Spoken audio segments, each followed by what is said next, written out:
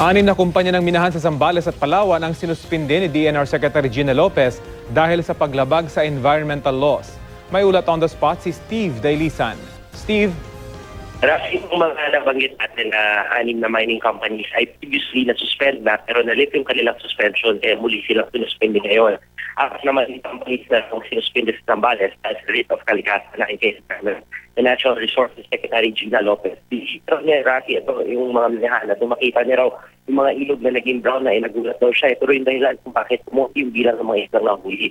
Nakita rin ni Secretary Lopez yung itong litrato kung saan 20 puno naman ang puto sa isang watershed. Mga companies na mayroong sinuspinde dahil lumabas na bas yung inspection na may mga corals na nasira. Yung lokasyon ka naman daw ay may tuturing sa magandang tourist destination. Ngayong linggo, 7 mining site track yung inspection sa Surigao. Bahagi ito ng total impact evaluation of audit sa lahat ng minahan sa bansa. Ni Secretary Lopez, sumusunod lang daw siya sa batas at hindi naman daw niya partikular na tinatarget yung mga nickel mining companies. Marami raw kasi yung mga dumulog at nagreklamo. Inilatag ni Secretary Lopez yung plano ng kanyang departamento, lalo na sa pagbibigay ng social justice. Ang magiging guidance daw niya sa pag-issue ng CCC ay for the common good.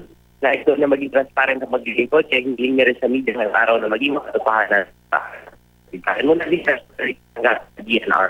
Balik sa iyo, Rafi. Maraming salamat, Steve Dailisan.